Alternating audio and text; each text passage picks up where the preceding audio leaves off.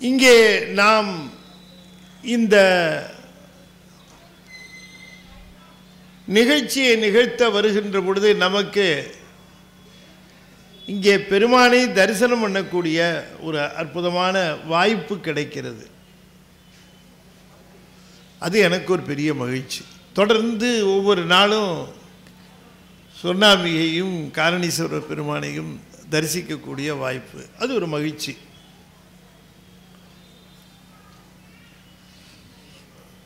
தொடர்ந்து மணிவாசகருடைய வரலாற்றை சிந்திக்கின்ற காரணத்தினாலே மணிவாசகரையும் திருவாசகத்தையும் சிந்திக்கக்கூடிய வாய்ப்பு கிடைக்கிறது. அதுவும் நமக்கு ஒரு மகிழ்ச்சி தரக்கூடியதாக இருக்கிறது.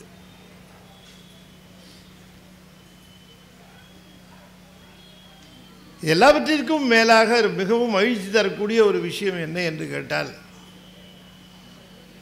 இங்கே அடியார் பெருமக்களை எல்லாம் சந்திக்கக்கூடிய மிகப்பெரிய வாய்ப்பு இந்த தருணத்திலே நமக்கு கிடைக்கிறது. அடியார்களை சந்திக்கக்கூடிய ஒரு பேறு கிடைக்கிறது. சைவ சமயத்திலே அடியார் வணக்கம் என்பது மிக மிக இன்றியமையாததாகவும் முக்கியமானதாகவும் சொல்லப்பெறுகிறது. அடியார்களை வணங்காமல் இறைவனை வணங்குவது நம்முடைய சமயத்திலே முறையில்லை.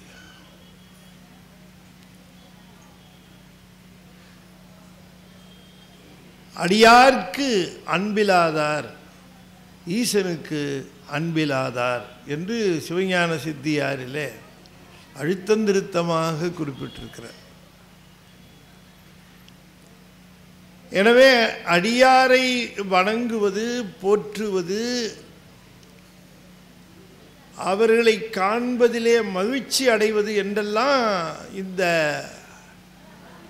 சைவ நெறியிலே சொல்லப்பெறுகின்ற முறை. அப்படி பார்க்கிற பொழுது இந்த திருக்கூட்டத்திலே அடியார்கள் எல்லோரும் இங்கே எழுந்து அருளி இருக்கின்ற இந்த வேளையிலே அடியார்களை நாம் கண்குளிர காண்பதும் அவர்களுடைய திருக்கோலத்தை காண்பதும் நமக்கு ஒரு பெரும்பேறு. நீர் அணிந்த ஒருவரை நாம் காண்பது என்பது நமக்கு மகிழ்ச்சியை தரக்கூடிய ஒரு செய்தியாக இருக்கிறது. அப்படி இந்த ஒரு வாய்ப்பிலே இன்று தொடங்கி நம்முடைய திருக்காரணீஸ்வரர் கோயிலில் அடியார்களை எல்லாம் தொடர்ந்து தரிசிப்பதும் அவர்களை வழிபடுவதும் வணங்குவதுமாக இருக்கக்கூடிய வாய்ப்பு கிட்டியிருக்கிறது என்பது நமக்கு கூடுதல் மகிழ்ச்சி. சைவ பெருமக்கள் போற்றுகின்ற நால்வர் பெருமக்கள் சமயக்குறவர்கள் என்று சொல்லப்பெறுகின்றவர்கள். சமயக்குறவர்கள் என்று சொன்னால் ஆசிரியர்கள் என்று அர்த்தம். குறவர் என்று சொன்னால் குரு என்று பொருள். இடையின ரகரம் போடணும். என்ன குறவருங்கிறதுக்கு இடை சின்னரானான்னு சொன்னதான் நிறைய பேர்த்துக்கு தெரியும். அந்த இடையின ரகரம் சின்னரானா போட்டால் குரு என்று பொருள். அப்படி நால்வர் பெருமக்களாக இருக்கக்கூடிய குருமார்களை சைவம் உச்சி மேல் வைத்து போற்றுகின்ற நால்வர் பெருமக்கள் திருஞான சம்பந்தர், திருநாவுக்கரசர், சுந்தரர், மாணிக்க வாசகர் என்று சொல்லக்கூடிய இந்த நால்வர் மக்களையும் நால்வர் பெருமக்களையும் நம்முடைய சைவ நெறியிலே ஆச்சாரியர்களாக போற்றி வணங்கி அவர்களுடைய உபதேசமாக இருக்கக்கூடிய தேவாரம், திருவாசகம் இவற்றை கேட்பதினாலே நம்முடைய துன்பங்கள், பிணிகள் இவற்றை விரைந்து போக்கிக் கொள்வதற்குரிய வாய்ப்பை நம்முடைய பெரியவர்கள் நமக்கு காட்டியிருக்கிறார்கள். இப்போ நமக்கு வாழ்க்கையில் அன்றாடம் பகல் வருகிறது, இரவு வருகிறது, அதே போல் தொடர்ந்து துன்பம் வருகிறது. துன்பம் வராத வாழ்க்கை யாருக்கும் இல்லை. எவரும் எனக்கு துன்பம் இல்லாத வாழ்க்கை இருக்கிறது என்று சொல்லிக்கொள்ள முடியாது. அவரவருக்கு உரிய நிலையில் அவரவருக்கு உரிய துன்பங்கள் இருந்து கொண்டே இருக்கின்றன. ஆனால் இந்த துன்பங்களை பற்றி நாம் என்ன அக்கறை எடுத்துக்கொள்ளுகிறோம் என்று கேட்டால் அது ரொம்ப வியப்பாக இருக்கும். உதாரணமாக ஒருத்தர் சொல்லுகிறோம் வைத்துக்கொள்ளுங்களேன். ஒருத்தருக்கு தலையை வலிக்கிறது. இந்த தலை வலிக்கிறது என்று சொன்ன உடனேயே அவர் உடனே என்ன பண்ணுவார், இந்த தலைவலிக்கு மருந்து தேட ஆரம்பிப்பார். இந்த தலைவலிக்கு என்ன மருந்து என்று தேடுவார். தலைவலிக்கு மருந்து வேணும்னு கேட்குற பொழுது சுற்றி இருக்கிறவர்கள் எல்லாம் ஆளுக்கு ஒரு மருந்து சொல்வார்கள் இல்லையா? நீங்கள் எப்படி செஞ்சு பாருங்கள், அப்படி செஞ்சு பாருங்கள், ஐயா அந்த இலையை வாங்கி தண்ணியில் கொதிக்க வச்சு அதை 10 போட்டு பாருங்க அப்படின்னு சொல்லுவாங்க. போட்டால் போகுமா தலைவலி அப்படின்னு நம்ம கேட்டோம்னா, நீங்கள் போட்டு பார்த்துட்டு சொன்னீங்கன்னா எங்களுக்கு தெரியும், நாங்கள் போடுவோம் அப்படின்னு சொல்லுவாங்க. அப்படி நம்மளை வச்சு சோதனை பண்ணுறவங்களும் இருப்பாங்க. இந்த தலைவலிக்கு மருந்து தேடுகிற நாம் என்றைக்காவது ஏன் தலைவலி நமக்கு வந்தது அப்படின்னு யோசிப்போமான்னு கேட்டால் அதை யோசிக்க மாட்டோம். தலைவலின்னு சொன்ன உடனே தலைவலியை போக்குவதற்கு அது என்ன மருந்து அப்படின்னு தேடுவோமே தவிர அதற்கு காரணம் என்ன, ஏன் நமக்கு தலைவலி வந்தது? நோய் நாடி, நோய் முதல் நாடி அது தணிக்கும் வாய் நாடி வாய்ப்பை செயல்னு வள்ளுவர் சொன்னார். ஒரு கட்டடத்தில் செவத்திலே பார்க்கிறோம் ஒரு கிராக்கு, ஒரு விரிசல் பார்க்கிறோம். விரிசலை பார்த்த உடனேயே நாம் என்ன செய்கிறோம், ஓ விரிசல் வந்து விட்டதே, இது எப்படி சரி பண்ணுது அப்படின்னு கேட்ட உடனே கொஞ்சம் இன்ஜினியர் காரை எடுத்துகிட்டு வந்து அந்த காரையை எடுத்து அந்த இடத்துல பூசிடுவார். பூசி விட்டு கொஞ்சம் பெயிண்ட் பண்ணுவார். கொஞ்ச நாள் கழித்து பார்த்தீங்கன்னு சொன்னால் இந்த பக்கத்தில் விரிசல் விட. அப்போ விரிசலை மறைப்பது அதற்கு உரிய செயல் அல்ல. ஏன் விரிசல் வந்தது? அப்போ அந்த பில்டிங்கினுடைய லோடு டிஸ்ட்ரிபியூஷன் சரியாக இல்லை அப்படிங்கிறது ஒரு இன்ஜினியர் கண்டுபிடிப்பார். இந்த செவுத்து மேலே நிற்கிற வெயிட்டு இந்த செவுறு தாங்கலை, அப்போ என்ன காரணம்னு பார்த்து அதை சரி செய்வார். தலைவலி என்று சொல்லி நாம் மருந்தை சாப்பிட்டு கொண்டே இருந்தால் கடைசியில் பார்த்தா தலைவலி கண்களினாலே ஏற்படக்கூடிய குறையினால் கூட இருக்கலாம். இப்படி நமக்கு வந்திருக்கக்கூடிய நோவுக்கு காரணம் என்ன என்று தெரிந்துதான் மருந்து சாப்பிட வேண்டுமே தவிர வெறும் நோவுக்காக மருந்து சாப்பிடுதல் கூடாது இல்லையா? அப்படி தானே? இப்போ டாக்டர்கிட்ட போய் கேட்டவுடனே டாக்டர்கிட்ட சொல்கிறோம், வயிற்று வலிக்குது டாக்டர் அப்படின்னு கேட்டவுடனே டாக்டர் உடனே என்ன கேட்பார்? வயிற்று வலிக்குதுன்னு போயிருக்கிறாங்க. டாக்டர் உடனே என்னம்மா கேட்பார்? கெஸ் பண்ணிங்களா? சும்மா அடாடாடா பார்த்தீங்களா என்ன சாப்பிட்டீங்க? இங்கே பாதி பேர் டாக்டராக இருக்கிறாங்க. உடனே கேட்பார் என்ன சாப்பிட்டீங்க அப்படின்னு கேட்பார். ஏன் வயிற்று வலி வருதுன்னா முதல்ல இந்த சாப்பாடு பிரச்சனை ஏதோ இருக்கும். சாப்பிட்றது என்ன சாப்பிட்டீங்க? அவர் உடனே சொல்லுவார், நேற்று 2 கல்யாண பத்திரிக்கை, 2 ரிசப்ஷனு, இந்த ரிசப்ஷன்லேயும் போய் சாப்பிட்டேன். அவர் அந்த ரிசப்ஷன் போனேன், அவரும் விடலை, சாப்பிட சொன்னார். அப்போ சொன்னார் இவர் டாக்டர், நல்ல வேளை 3 பத்திரிக்கை உங்களுக்கு வந்திருந்தால் நான் தான் உங்களை வீட்டில் வந்து பார்த்துருக்கணும், நீங்கள் வந்து இங்கே பார்த்துருக்க முடியாது அப்படின்னார். சரி, இப்போ நம்ம வந்து செய்தி என்னன்னு பார்க்கணும். நமக்கு ஒரு துன்பம் வருகிறது என்று சொன்னால் இந்த துன்பத்திற்கு என்ன காரணம் என்பதை நாம் ஆய்ந்து பார்க்க வேண்டும் என்று நம்முடைய பெரியவர்கள் சொல்லுகிறார். இந்த துன்பத்திற்கெல்லாம் காரணம் நாம் மற்றவர்களை எடுத்து அவர் இவர் என்று சொன்னாலும் கூட உண்மையிலேயே இந்த துன்பத்திற்கெல்லாம் அவரோ இவரோ காரணம் இல்லை என்பதை நாம் கொஞ்சம் ஆழமாக பார்த்தால் நமக்கு புரியும். அதை நம்முடைய சமயம் சொல்லித் தருகிறது. நம்முடைய வினைகள், பழைய வினைகள், நாம் ஏற்கனவே செய்தது. வயிற்று வலிக்கு காரணம் நாம் உடனே இந்த வயிற்று வலி காரணம் என்ன அப்படின்னு கேட்டால், நான் சாப்பிடுகிற பொழுது பார்த்து கொண்டே இருந்தான், அவன் பார்க்கும்போதே எனக்கு தெரியும் எனக்கு வயிற்ற வலிக்கும்னு, இத்தனைக்கும் மறைச்சி தான் சாப்பிட்டேன், வயிற்று வலி வந்துருச்சு. ஐயா கொஞ்சம் அங்கே போய் பேசுகிறீங்களா? இங்கே 2 சொற்பொழிவு நடக்கக்கூடாது, ஒன்று தான் நடக்கணும். நானே கஷ்டப்பட்டு இருக்கிறவங்க கவனத்தெல்லாம் ஈர்க்கணும்னு பேசிகிட்டு இருக்கேன். இங்கே பேசுகிறதுனா அந்த பக்கம் போய் கூப்பிட்டு போய் பேசுங்க. அப்போ வயிற்று வலிக்கு போய் யாரையோ ஒருத்தர் சம்மந்தம் இல்லாமல் காரணம் காட்டுறதுல என்ன பயன்? வயிற்று வலிக்கு என்ன காரணம்னா நம்ம சாப்பிட்டதில் தான் வயிற்று வலி வருமே தவிர ஒருத்தர் பார்த்ததுனால வயிற்று வலி வருமா? இல்லை, அப்படி சொல்லிக்கிட்டு இருக்கிறோம் நம்ம. அது எப்படி வரும்? அதுபோல் இந்த வயிற்று வலிக்கு காரணம் முந்தைய நாள் உண்ட உணவு, இப்போ அது சிக்கல். அதுபோல் முந்தைய நாள் நாம் செய்த வினைகள் இப்பொழுது நமக்கு வலிகளாக, துன்பங்களாக வந்து கொண்டிருக்கின்றன. அதை நாம் தெரிந்து கொள்ளும். மறுக்க முடியாத உண்மை.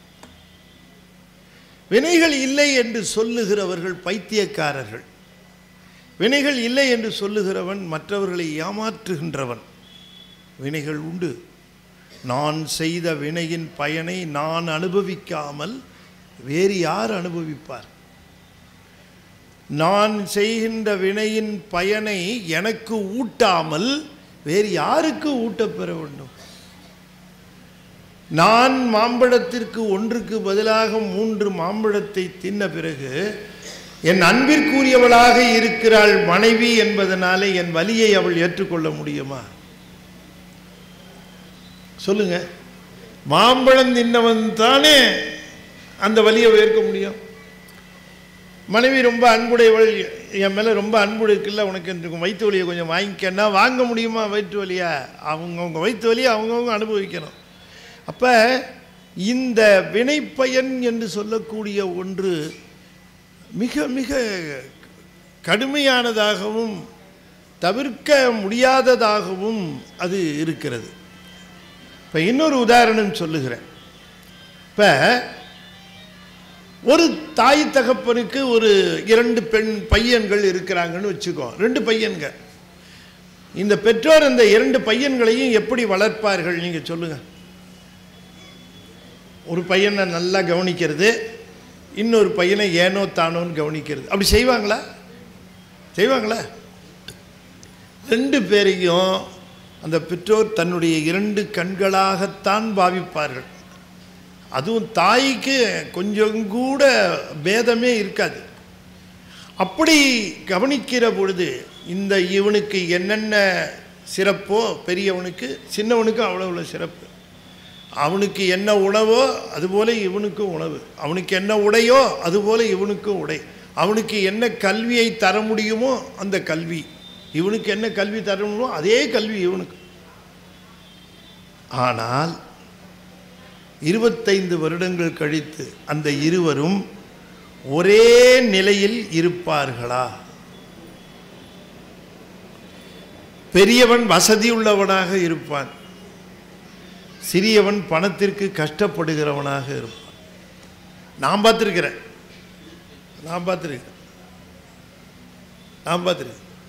என் கூட படித்தவன், என் கூட படித்த பையன், அவங்க அண்ணன் எங்களுக்கு 2 கிளாஸுக்கு முன்னாடி படிப்பான். அவன் அந்த வகுப்பு, அவன் 11வது, நாங்கள் 9வது.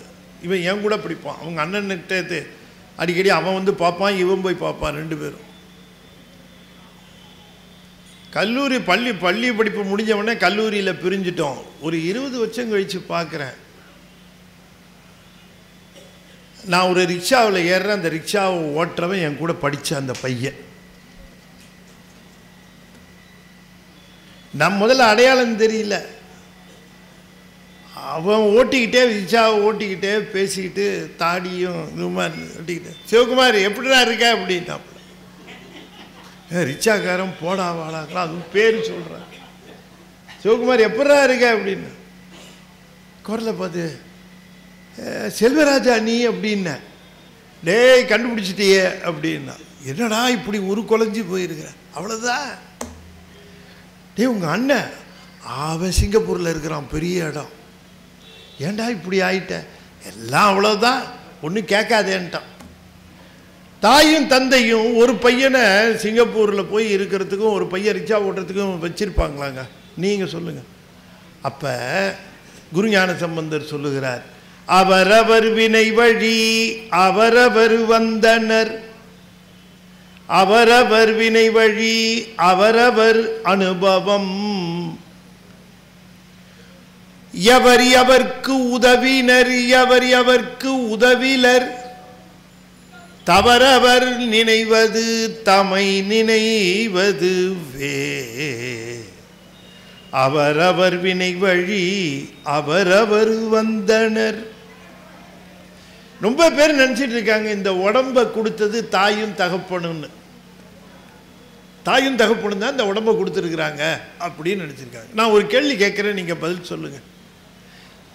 தாயும் தகப்பனும் தான் ஒரு குழந்தைக்கு உடல் கொடுக்குறாங்கன்னு வச்சா, இந்த தாயும் தகப்பனும் தான் குழந்தைக்கு உடம்பு எப்படி இருக்கணும்னு நினைப்பாங்க? சொல்லுங்க. பையன் சிவப்பாக இருக்கணும், அழகாக இருக்கணும், உயரமாக இருக்கணும், அஜானுபாகவாக இருக்கணும், அதுக்கப்புறம் முடிஞ்சால் அறிவுடையவனாக இருக்கணும். ஏன்னா அது கேட்குறதே கிடையாது. இப்படி தானே ஒரு பெற்றோர் தன்னுடைய குழந்தை இப்படி இருக்கணும்னு நினைப்பாங்களே.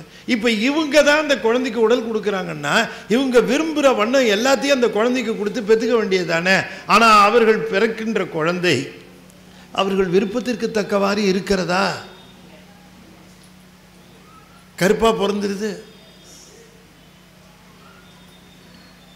கருப்பாக பிறந்தாலும் புள்ள தான், ஆனாலும் கருப்பாக பிறந்துருச்சா? ஏங்க நான் சிவப்பு நீங்களும் சிவப்பு, இவ எங்க கருப்பாக இருக்கு? அது வேற ஒன்றும் இல்லடி, காரணம் உங்கள் அப்பன் கருப்பு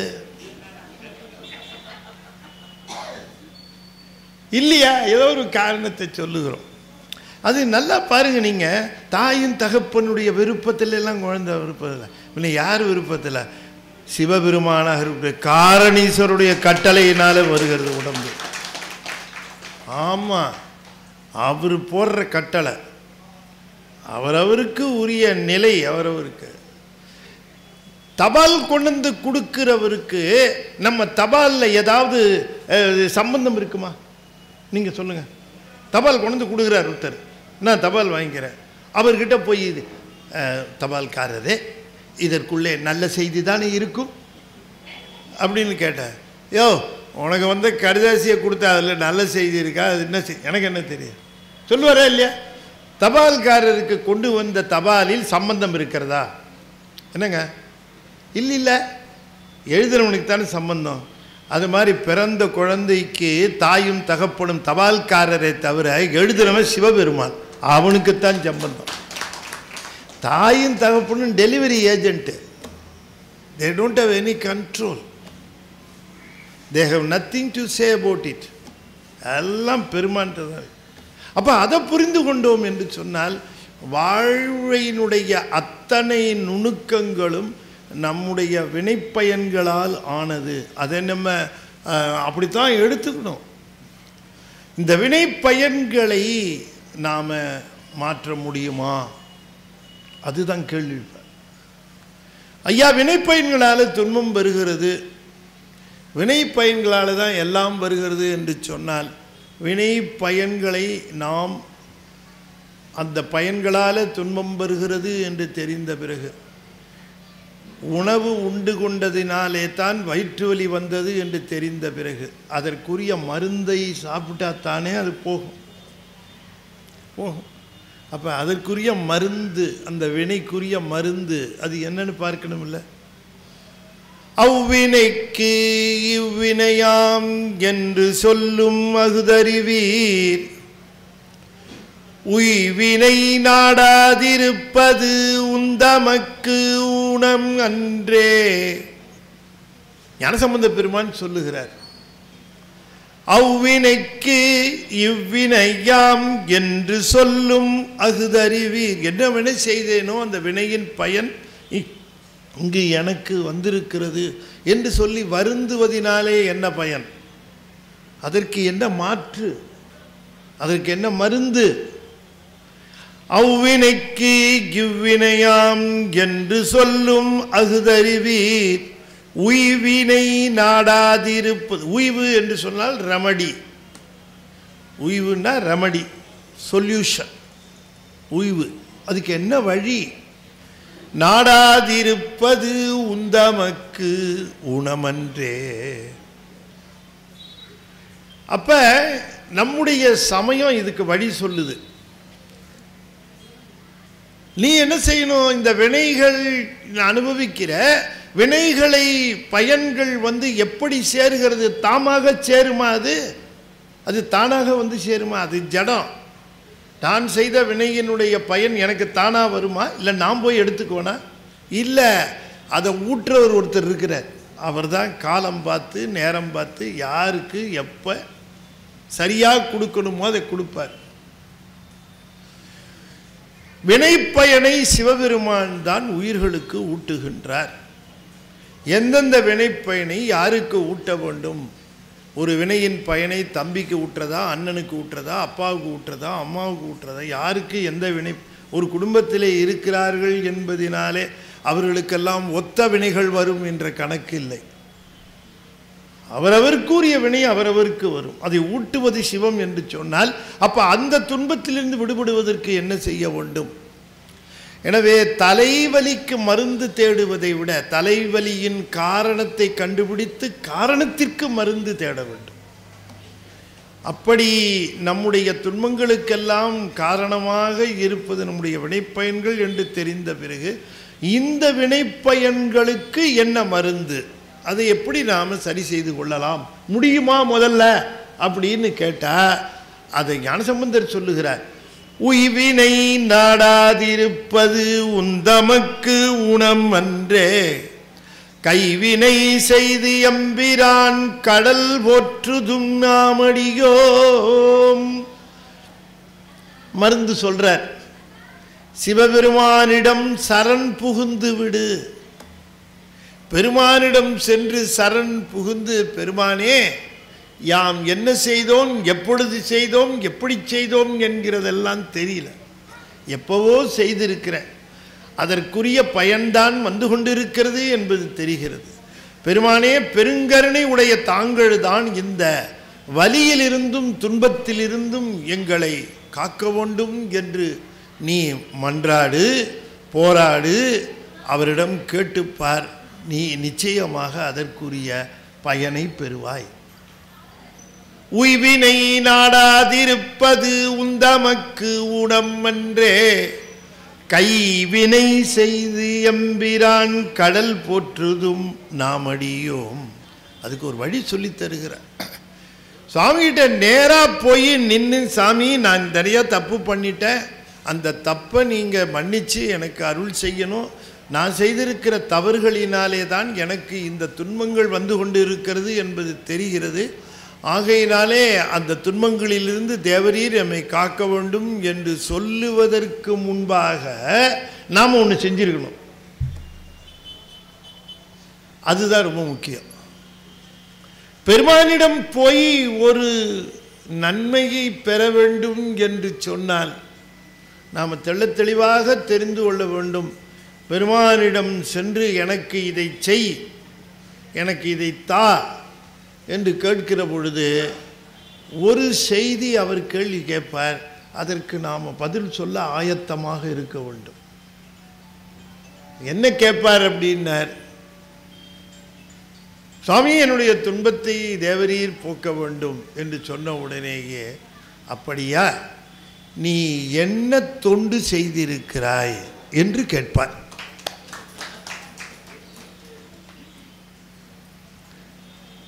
கம்ப்யூட்டர் ஓபன் பண்ண உடனேயே முதல்ல என்ன கேட்கும்?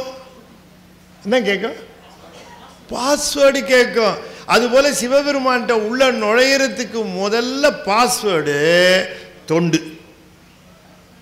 என்ன சர்வீஸ் பண்ணேன்னு கேட்கும். அப்ப இந்த சர்வீஸ் பண்ணோம்னா நம்ம யாரு தயவும் இல்லாமே அவர்கிட்ட போயிடலாம். யார் தயவும் தேவையில்லை. எங்கேயோ ஒரு மூலையில் ஒரு சர்வீஸை பண்ணிட்டு இருந்தீங்கன்னு வச்சுக்கோங்க, அவர் பக்கத்தில் வந்து என்ன வேணும்னு கேட்பார். என்ன வேணும் உனக்கு அப்படின்னு கேட்பார். அன்பர்களே, நாம் போய் சாமிக்கு பக்கத்தில் நிற்கணும்னு அவசியம் கிடையாது. சாமி நம்மை தேடி வந்து நம் பக்கத்திலே நிற்கும். சிவபெருமானுடைய பெருங்கருணை அது. வள்ளி முருகனை தேடி போகவே இல்லை. அவர் வேடு வச்சியாக அந்த புணத்திலே, திணைப்புணத்திலே அங்கேயே இருந்து அந்த வேடுவர் நடுவிலே இருந்து முருக நாமத்தை சொல்லி அங்கேயே இருந்தாலே தவிர முருகனை தேடி போகல. யார் தேடி போனது வள்ளிய? யார் தேடி போனது? ரொம்ப கஷ்டமான கேள்வியா? முருகன் தான் தேடி போனது. முருகன் தான் தேடி போனார். அந்த அம்மா இருந்த இடத்துல தான் இருந்தது. இவர் தான் போய் அந்த அம்மையாரை தேடி தேடி சென்றார். எதை காட்டுகிறது? தொண்டு செய்து கொண்டு இருக்கிறவனை தேடி தேடி சிவபெருமான் வருவான். அது நம்ம அடிப்படையாக தெரிஞ்சுக்கணும். அதனால தான் நம்முடைய நெறிகளிலே முதல்ல வைத்தது சரியை. சரியைங்கிறது பணம் செலவு பண்ணி தொண்டு செய்கிறதுன்னு இல்லை. தொண்டு எப்படி வேணால் செய்யலாம். ஃபிசிக்கலாக நம்ம உடம்பால் நாம் என்ன தொண்டு செய்ய முடியும். இந்த தொண்டு செய்கிறதுல 2 விதம்.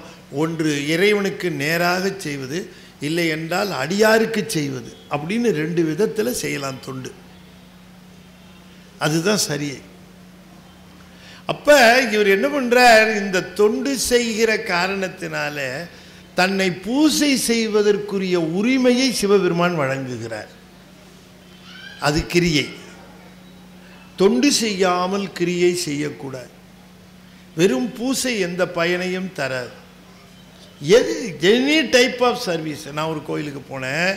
அந்த கோயில் திருவாரூர் கோயில். கோயிலில் தியாகராஜர் சன்னதி, ஒரே கூட்டம். அங்கே நின்றுட்டு சுவாமி தரிசனம் பண்ணோம். தியாகேஸ்வருடைய மாலை சாயரஷ பூஜை, அற்புதமான பூஜை. தினம் இந்திரன் வந்து மாலையில் பூஜை செய்வதாக ஐதீகம். நமக்கெல்லாம் மாதத்தில் எத்தனை பிரதோஷம் வருது? ஐயா கரெக்டாக சொல்கிறாங்க. எத்தனை வருது? 2. திருவாரூருக்கு நித்திய பிரதோஷம் தெரியுமா? திருவாரூருக்கு தினம் பிரதோஷம், தனியாக பிரதோஷம் கிடையாது. தினம் பிரதோஷம், நித்திய பிரதோஷம். கூட்டம் அப்படி அந்த தீபாராதனை காட்டுறாங்க. அப்படி எல்லாருக்கும் திருநீர் கொடுக்குறாங்க. அந்த திருநீரை வாங்கின உடனே அந்த திருநீரை வச்சுக்கிட்டு படுற பாடு இருக்கு பாருங்க. வாங்கினவர் அது என்ன பண்ணுறது? இப்படி கொட்டுறதா? இல்லை எங்கேயாவது தூண் கிடைக்குமா? இல்லை யாராவது முதுகு கிடைக்குமா? அப்படின்னு அந்த திருநீரை டிரான்ஸ்ஃபர் பண்ணுறதுக்கு அவ்வளவு கஷ்டம். அதுலேயும் கொஞ்சம் எடுத்து அப்படி துளி வச்சுட்டு மீதியை என்ன பண்ணுறது அப்படின்னு தவிப்பார்கள்.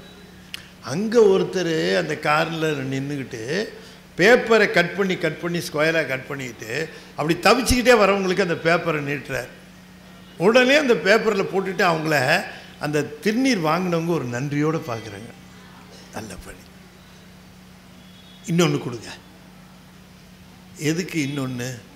குங்குமம் கொடுத்தாங்கன்னா அங்கே வாங்கணும் அப்படின்ட்டு. அப்படி ஏதாவது ஒரு தொண்டு செய்யலாம். ரொம்ப சிறப்பாக தொண்டு செஞ்சால் தான் நம்மளால் கவர் பண்ண முடியும். இல்லைன்னா அவருக்கு இன்ட்ரெஸ்ட் இருக்காது நம்ம மேலே. சும்மா வருவான், நிற்பான், ஏதோ பண்ணுவான், பூத்துக்கு போடுவான், போயிட்டே இருப்பான் அப்படின்பார். ஆனால் தொண்டு செய்கிறவன் தான் அப்படின்னு கூப்பிடுவார். ஆகையினாலே அன்பர்களே, தொண்டு என்று சொல்லக்கூடியதை நம்முடைய சைவ நெறியிலே முதலிலே வைத்து பிறகு அந்த தொண்டு செய்கிறவருக்கு உரிமையாக பூசை தொண்டு செய்கிறவர்கள் பூசை செய்கிற உரிமை தந்து, இந்த பூசை செய்து புறத்தே பூசை செய்கிறவர் அந்த பூசையை அகத்தேயும் செய்யக்கூடிய அளவுக்கு பக்குவம். அதற்கு பூ தேவையில்லை, நீர் தேவையில்லை, படிவம் தேவையில்லை, மூர்த்தம் தேவையில்லை. எங்கு வேண்டுமானாலும் எந்த காலத்தில் வேண்டுமானாலும் பூசை செய்யலாம். எழுதரு மறைகள் தேரா இறைவனை எல்லில் கங்குல் பொழுதரு காலத்தென்றும் பூசனை விடாது செய்து. மணிவாசகரை பற்றி பரஞ்சோதியார் சொல்லுகிறார். எழுதரு மறைகள் தேரா இறைவனை, இன்னும் மறைகள் இன்னும் தேடிக்கொண்டிருக்கிறது. அது அல்ல, அது அல்ல, அது அல்ல என்று தான் சொல்லுகிறதே தவிர இதுதான் சிவம் என்று இன்னும் மறையால் சொல்ல முடியவில்லை. எழுதரு மறைகள் தேரா இறைவனை எல்லில் கங்குல் பொழுதரு காலத்தென்றும் பூசனை விடாது செய்து. 6 காலம் பூஜை பண்ணாராம். யாரு யாரு பூஜை? மாணிக்கவாசகர். எத்தனை கால பூஜை? ஒருவேளை பூஜை செய்யறதுக்கு நாம படுற பாடு இந்த பரமேஸ்வரனுக்குத்தான் தெரியும். எப்படித்தான் பூஜையை ஆரம்பிக்கும் போது பால்காரன் பேப்பர்காரன் அத்தனை பேருக்கும் தெரியுமோ தெரியல இல்லையா? பூஜை ஆரம்பிச்சோடனே பால் அப்படின்னு வந்து நிற்கிறான்.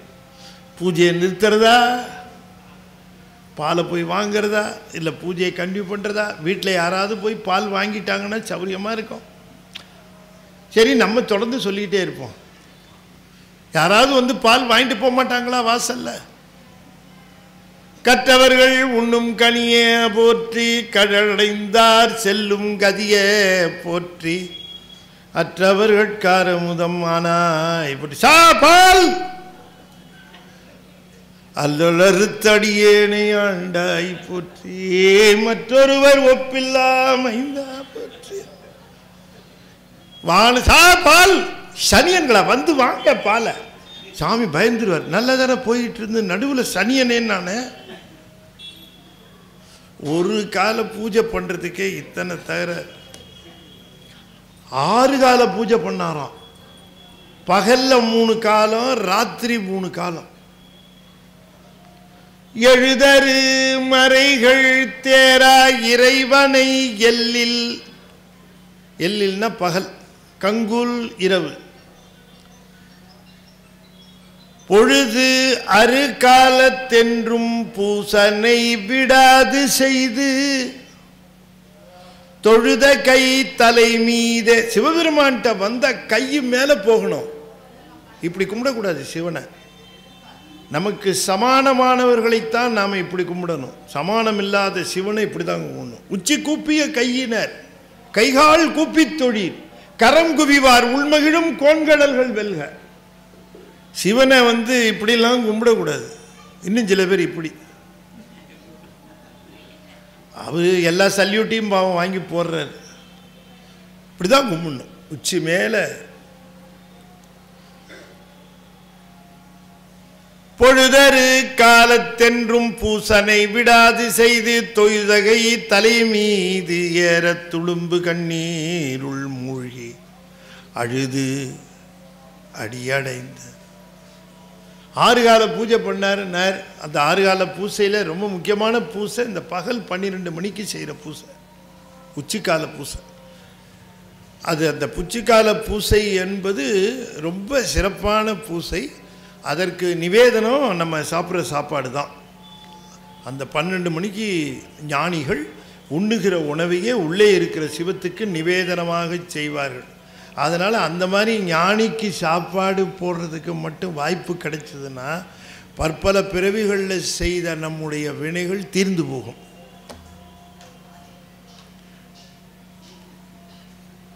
அது மாதிரி கண்டுபிடிச்சி போடணுமே. ஞானி லேபிள் ஓட்டிட்டு வருவாரா, நான் ஞானி அப்படின்ட்டு? எப்படி கண்டுபிடிக்கிறது? அகரம் 1000 அந்தணர்க்கு ஈயிலன் சிகரம் 1000 செய்து முடிக்கிலன்.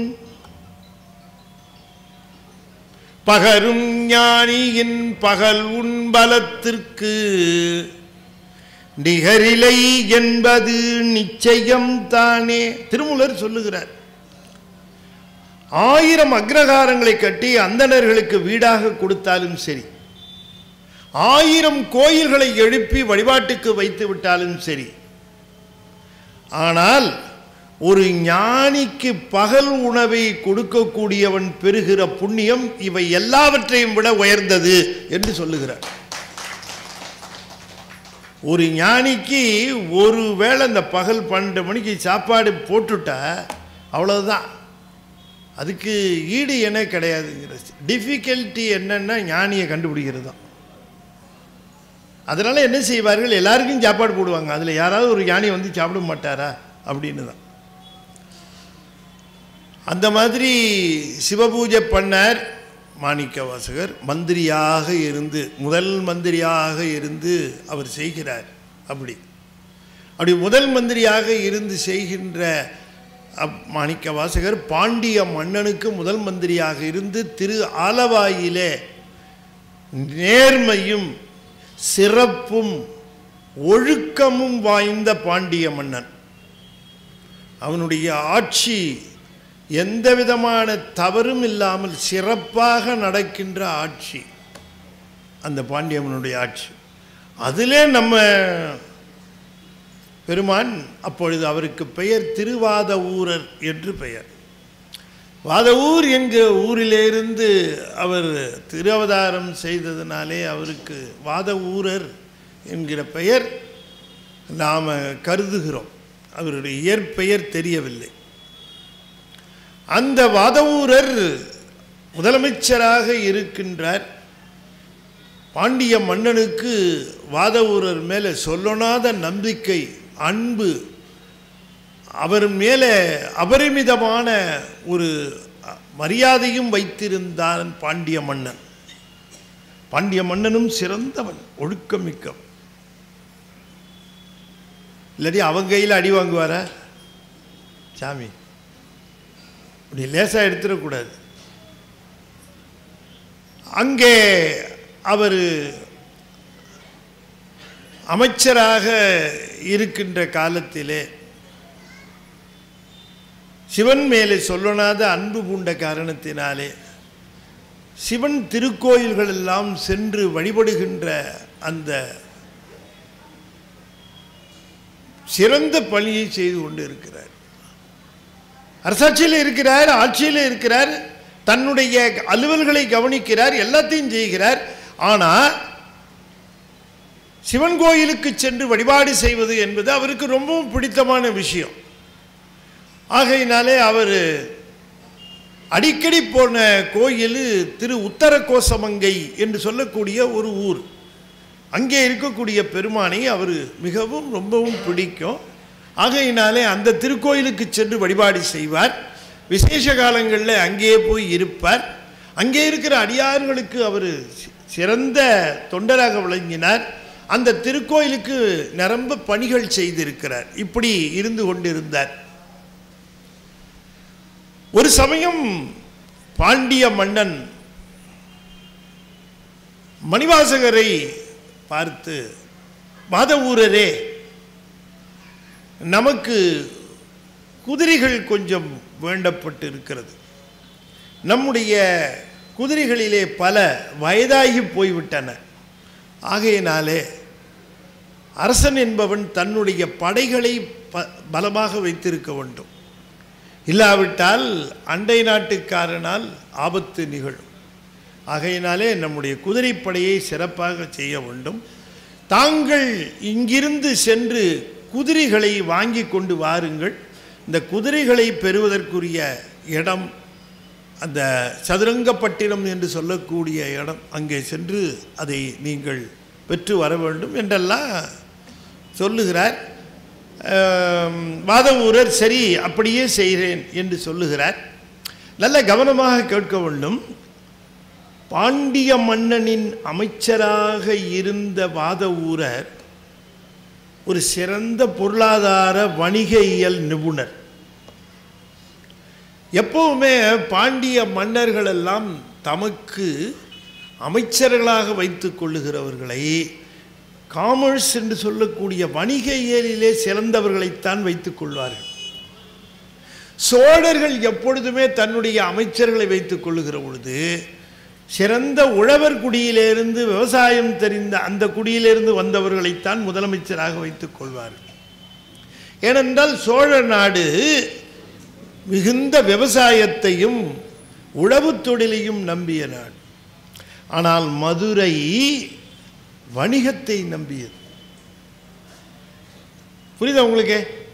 அப்ப சோழ நாட்டில் இந்த உழவு அதிகமாக இருக்கிறதுனால உழவர் குடியிலிருந்து வந்தவர்களைத்தான் முதலமைச்சர்களாக வைப்பார்கள்.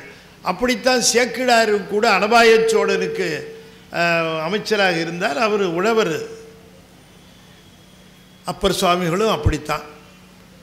திருக்குறுக்கை என்று சொல்லக்கூடிய அந்த அந்த ஒரு குடி என்பது விவசாயத்திலே அவர்கள் அப்பர் சுவாமிகள் வேளாண் குலத்திலே சிறந்தவர்கள். அதனால தான் அவர் பாடுகிற பொய் மெய்மை யாம் உழவை செய்து பாடும்போது அந்த விவசாயம் தெரிஞ்சிடும், அதில் இருக்கிறாங்கன்னு இந்த ஃபீல்டில். மெய்மையாம் உழவை செய்து விருப்பெனும் வித்தை வித்தி பொய்மையாம் களையை வாங்கி பொறையனும் நீரை பாய்ச்சி தம்மையே நோக்கி கண்டு தகவனும் வேலியிட்டு செம்மையுள் நிற்பராயில் சிவகதி விளையும் அன்றே அப்படின்னு விவசாயமாக சொல்லுவார். அப்போ மதுரைக்கு எப்படி வைப்பாங்க? வணிக இயலில் இருக்கிறவர்கள், வியாபாரம் அந்த வணிக இயலில் இருக்கிறவங்களை தான் வைப்பாங்க. அவர் எப்படி பார்ப்பார் பாருங்க.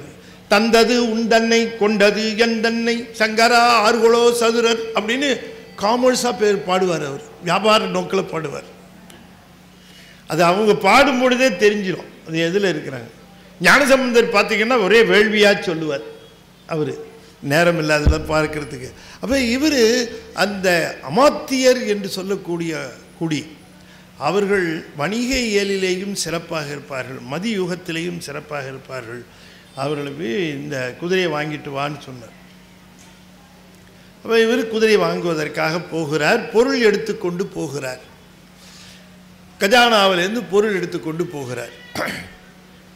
இப்போ உங்கள்கிட்ட எல்லாம் 1-2 கேள்வி கேட்க போகிறேன். பின்னால் இருக்கவங்களுக்கெல்லாம் கொஞ்சம் பெருமூச்சு. நல்ல வேளை கடைசியில் உட்கார்ந்தோம், நம்ம முதல்ல உட்கார்ந்து மாட்டாமல் அப்படின்ட்டு. சரி, இப்போ அமைச்சர் பொருளை, தங்க நாணயங்களை, பொற்காசுகளை குதிரை வாங்குவதற்காக எடுத்துக்கொண்டு போகிறார். இந்த பாயிண்ட் கிளியராக இருக்கா? கிளியராக இருக்கு. இப்போ அந்த பொற்காசுகளை வாத ஊரரே கையில் சுமந்து கொண்டு இருப்பாரா? அந்த அவ்வளவு பொற்காசுகளையும் அந்த பணத்தையும் அவரே கையில் எடுத்து கொண்டு வைத்திருப்பாரா? இல்லை ஒரு பெரிய பேக்கில் வச்சு தோளில் மாட்டி இருப்பாரா? இல்லை குதிரை மேலே வச்சிருப்பாரா? எங்கே வச்சிருப்பார்? நீங்கள் கெஸ் பண்ணி சொல்லுங்கள். ஏன்னா நாங்கள் இங்கே சொல்ல போகிற மணிவாசகருடைய வாழ்க்கை வரலாறு நீங்கள் இதுவரைக்கும் கேட்ட வாழ்க்கை வரலாறு அல்ல. இது வேற மாதிரி. இது உங்களுக்கு பிடிபடணும்னு சொன்னால் நீங்கள் என்னை பிடிச்சிக்கிட்டே வரணும். நடுவில் விட்டீங்கன்னா போயிடும். சரி, இப்போ நான் கேட்குறேன், அமைச்சர் பணத்தை எடுத்துக்கிட்டு போகிறார். பணத்தை எங்கே வச்சிருப்பார்? நல்ல யோசனை பண்ணி சொல்லுங்களேன், பரவாயில்ல.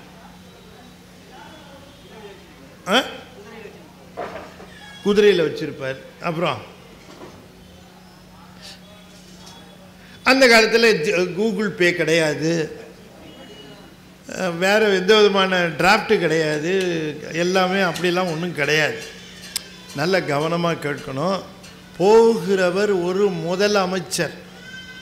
அவர் போகிறார் என்று சொன்னால் தனியாக போவாரா? இப்படிப்பட்ட பணத்தை எடுத்துக்கொண்டு போகிற பொழுது ஒரு தனியாளாக அந்த பணத்தை எடுத்துக்கொண்டு போவார்களா? தனியாக போகலை. சரி, முதலமைச்சர் போகிற பொழுது முதலமைச்சரோடு வீரர்கள் மட்டும்தான் போவார்களா? அதிகாரிகளும் உடன் போவார்களா? அப்போ முதலமைச்சர் தனியாக போகலை. முதலமைச்சருடன் அதிகாரிகள் வீரர்கள் அத்தனை பேரும் புடைசூழ போய் அப்படி முதலமைச்சர் போகிற பொழுது அவருக்கு பின்னாலே அந்த வீரர்களிடம் அந்த பொற்காசு குவியல் இருக்க, அவர்களை சுற்றி வீரர்கள் இருக்க, மணிவாசகர் தனியாக ஒரு குதிரையிலே போயிருப்பார். திருவாதூரர் அப்படித்தானே? ஆமே, கரெக்ட், அப்படித்தானுங்களே? அப்போ அவர் பணம் கையில் எடுத்துகிட்டு போக மாட்டார், கேஷ் எடுத்துட்டு. ஆனால் அவர் தான் கஜானாவில் கையெழுத்து போட்டிருக்கார் பணத்தை எடுக்கிறதுக்கு. அவர் வித்ட்ரா பண்ணால் கூட அவர் எடுத்துகிட்டு போக மாட்டார். இப்போ நீங்கள் சொல்லுங்கள், முதலாளி தான் சம்பளம் தர்றாரு ஒரு கம்பெனியில், 25-30 பேருக்கு சம்பளம் கொடுக்குறாரு, 1.25 லட்சம் ரூபா கொடுக்கணும் சம்பளத்தை. பேங்க்கில் போய் யார் எடுத்துகிட்டு வருவா? ஆஃபீஸில் வேலை செய்கிற ஒருத்தர் தானே போய் எடுத்துகிட்டு வருவார். எடுத்துகிட்டு வந்து யார்கிட்ட இருக்கும் அந்த பணம்? யார் சம்பளம் கொடுக்குறாரு? கேஷியர்கிட்ட தானே இருக்கு. முதலாளி சம்பளம் கொடுக்குறாருன்னு முதலாளி கையிலே வச்சுட்டு இருப்பாரா? வச்சிருக்க மாட்டார். இப்போ நல்லது தெளிவாக நான் சொல்கிற ஒரு கருத்தை நீங்கள் மனசில் வாங்கிக்கணும். காசு மணிவாசகர்கிட்ட இல்லை, அதுதான் முக்கியம். சரி, இப்போ போனாருங்க. இப்போ கதைக்கு வருவோம். போயிட்டே இருக்கிறார், எல்லாரும் போகிறார்கள். எவ்வளோ தூரம் வந்தார்கள் என்று தெரியவில்லை. ஒரு இடம் வருகிற பொழுது அவருக்கு ஒரு மாறுதலான உணர்வு வருகிறது. நல்ல கவனமாக கேட்கணும். மணிவாசகர் எந்த தொழில் செய்து கொண்டிருந்தாலும், எந்த நிலையில் இருந்தாலும் அவர் சிவத்தையே தொட்டு கொண்டிருப்பவர். எப்பவும் சிவத்தையே தொட்டு கொண்டிருப்பவர். புறத்தே பல்வேறு விதமான தொழில்கள் நிகழ்ந்து கொண்டிருந்தாலும் அகத்தே சிவத்தோடு தொடர்பு கொண்டு இருக்கின்றவர். எப்பொழுதும் அங்கே இருக்கும் நினைப்பு, அங்கேயே தான் இருக்கும், அங்கேயே தான் இருக்கும். புதிதாக ஒரு 15 வருடம் கழித்து ஒரு பெண்ணுக்கு ஒரு குழந்தை பிறக்கிறது. தவமாய் தவம் இருந்து ஒரு குழந்தையை பெற்றெடுக்கிறார். 2-3 மாதம்தான் அந்த ப்ரைவேட் கம்பெனியில் லீவு கொடுத்தாங்க. வேறு வழி இல்லை, ஜாயின் பண்ணி ஆகணும். ஜாயின் பண்ணி போயிட்டாங்க. குழந்தை வீட்டில் கவனிக்கிறதுக்கு ஒரு ஆள் போட்டாச்சு. இப்போ அந்த அம்மையார் ஆஃபீஸில் வந்து வேலை செய்கிறாங்க. நினப்பு எங்கே இருக்கும்? எல்லா ஜென்ஸும் சொல்கிறீங்க. No ladies open their mouth.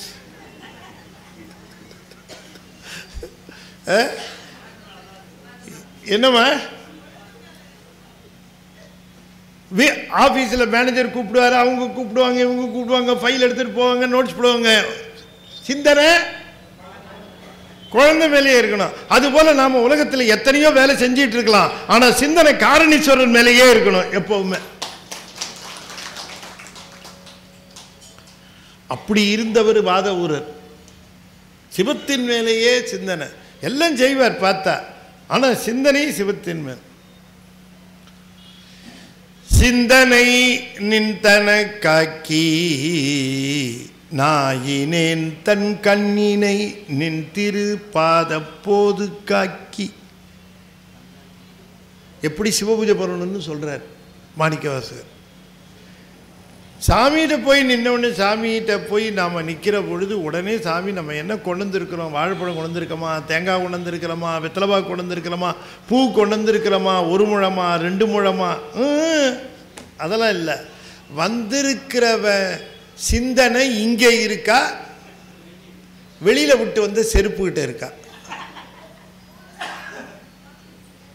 உள்ள போய் சன்னதியில் நிற்கிற பொழுது அத்தனை சிந்தனையையும் அவருக்கே ஆக்கி, சிந்தனை நிந்தன காக்கி.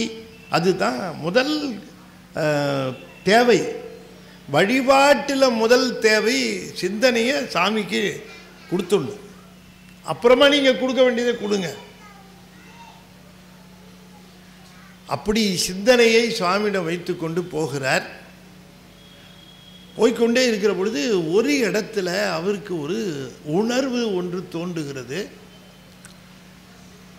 ஏதோ ஒரு ஒலி, பஞ்சாட்சர ஒலி கேட்பது போல இருந்தது.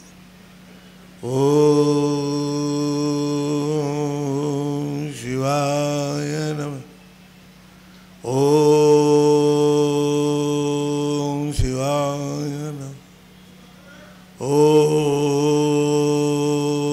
சிவாய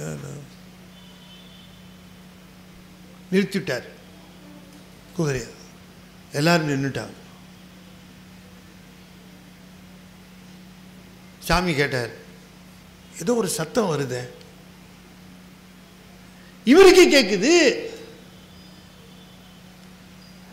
பக்கத்தில் இருந்தவன் சொன்னான், அது வண்டுன்னா. அந்த மண்டு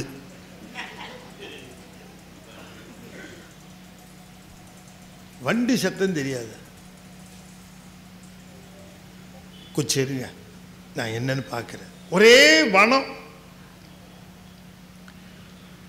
அங்கே குருந்த மரம் இருக்கிறது, குருந்த வனம் இருக்கிறது, நிரம்ப காடுகள் போல இருக்கிறது.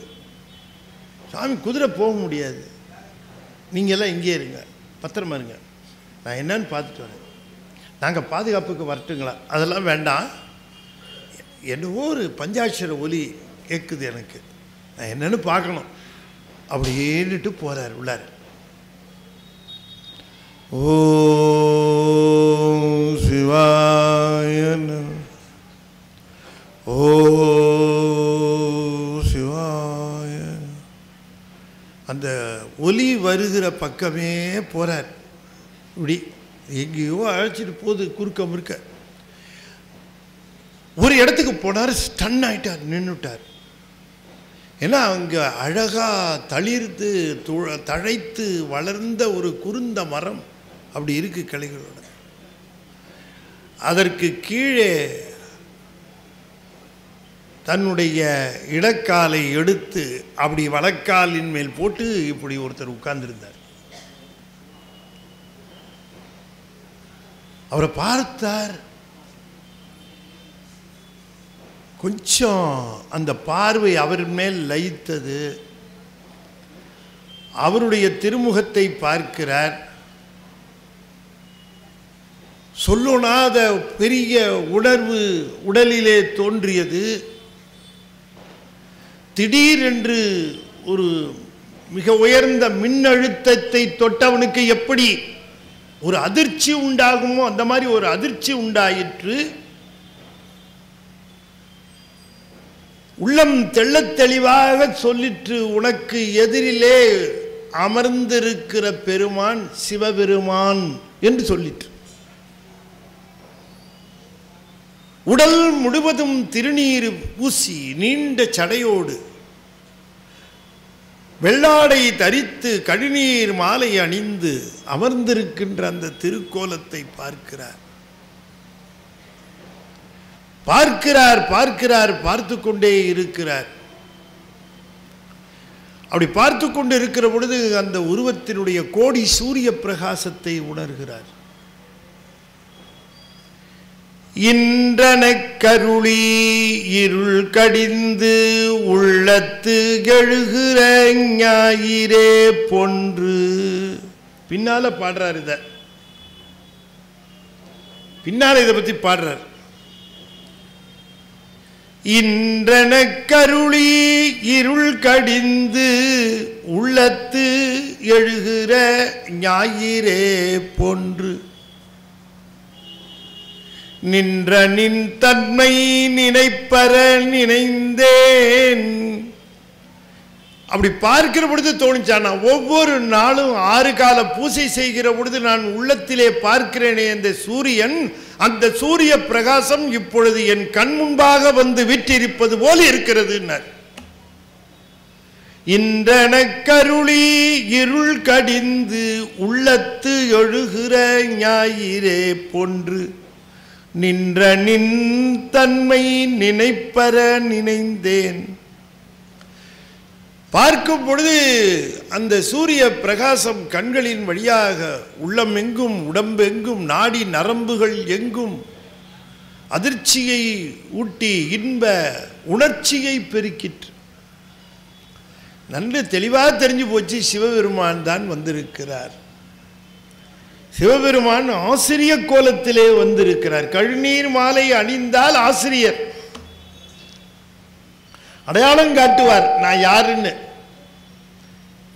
அப்படி கழுநீர் மாலை அணிந்த உடனேயே ஆசிரியர் என்று தெரிந்தது. கண்களிலே கண்ணீர் பெருகுகிறது, உடல் நடுங்குகிறது. அவரை பார்த்து கொண்டே இருக்கிறார். சிவபெருமான் அவரை பார்க்கின்றார். குரு வடிவாக எழுந்தருளி இருக்கின்ற சிவபெருமான் முகத்திலே புன்னகை அரும்புகின்றது. வா என்று அழைத்தார்.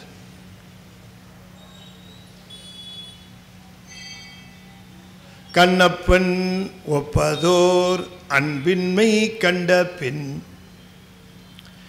என்னப்பன் என்னொப்பில் என்னையும் ஆண்டு கொண்டருளி வண்ணப்பணி தன்னை வா என்ற வான்கருணை. நானே பின்னால பாடின பாடல்களில் இருக்கிற சம்பவத்தை எல்லாம் முன்னால எடுத்து சொல்லி கோர்த்து கொடுக்குறேன். தனக்கு என்ன நடந்ததுங்கிறத சாமி ஒரே இடத்துல சொல்லலை, திருவாசகத்தில் பல இடங்களில் சொல்லி இருக்கிறார்கள். அன்று நான் சிவபெருமானை பார்த்த பொழுது இது நடந்தது, அன்று நான் சிவபெருமானை பார்த்த பொழுது இது நடந்தது என்று ஒன்றொன்றாக ஒவ்வொரு சந்தர்ப்பத்தில் சொல்லி இருக்கிறார். அதை நம்ம திரட்டி பார்க்கிறோம். இதில் கண்ணால் யானும் கண்டேன் காண்க சிவன் அவன் என தேரினன் காண்க. என் ரெண்டு கண்ணால பார்க்கும்படியா வந்தார். அவர்தான் சிவபெருமான் என்று நான் தேறினேன்.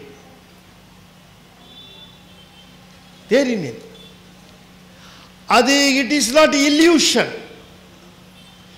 அது கற்பனை செய்து கொண்டது அல்ல, அது உண்மை காட்சி. பார்த்து கொண்டே இருந்தேன். வா என்றார் என் அருகே. கண்ணால் யானும் கண்டேன் காண்க சிவன் அவன் என தேரினன் காண்க.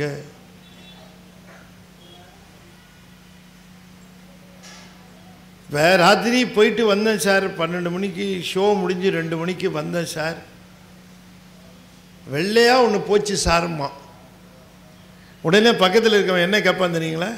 என்ன கேட்பான்? காலு தரையில் பட்டுச்சாங்க. இவன் தினம் 2 பேய் பார்க்குற மாதிரி கால் தரையில் பட்டுச்சான்னு கேட்பான். அது மாதிரி நாமளும் கேட்போன்னுட்டு சொல்கிறார். நிலந்தன் மேல் சேவடி தீண்டினன் காண்க. கால் தரையில் பிடிச்சி பார்த்தேங்கிறார். நமக்கு என்னென்னலாம் சந்தேகம் வரும்னு அவருக்கும் தெரியும். கண்ணால் யானும் கண்டேன் காண்க புவனியின் மேல் சேவடி தீண்டினன் காண்க என்று சுவாமி சொல்லுகிறார். அவரை வான்னு கூப்பிட்டாராம். வா என்று அழைக்கிறார். ஆனால் கால் வரமாட்டேங்குது. அது வரைக்கும் கால் வந்தது, நடந்து வந்துட்டார். அங்கே வான்னு சொன்னால் கால் நடக்க முடியல. ஏதாவது பேசலான்னு நினைச்சா நாக்கு எழமாட்டேங்குது. கண்கள்லேருந்து அருவியா மழை மாதிரி கொட்டிக்கிட்டே இருக்கு. நம்முடைய அந்த கோரிக்கையை ஏற்றி எனக்கு ஒரு குருநாதர் வேண்டும், நான் ஞான நிலைக்கு செல்வதற்கு குருநாதர் வேண்டும் என்று ஒவ்வொரு நாளும் விண்ணப்பித்திருந்ததற்காக சிவபெருமானே குருநாதராக வந்திருக்கிறார் என்று தெரிந்தவுடனே அவரால் பேச்சு மூச்சு எதுவும் அவருக்கு செயல்பட முடியவில்லை. வா என்று கூப்பிடுகிறார். அப்படி அழைத்த உடனேயே இவருக்கு கால்கள் தரையிலிருந்து எழவில்லை. அந்த இருந்த இடத்திலேயே விழுந்தார். அடியற்ற மரம் போல் விழுந்தார். இதை விட என்ன பெரிய பாக்கியம் இருக்க முடியும் அவருக்கு? அப்படி அடியற்ற மரம் போல் விழுந்தார். விழுந்தவர் இப்படி தலையை தூக்கி பார்த்தார். அவர் திருவடிக்கு கீழே இருக்கிறார்.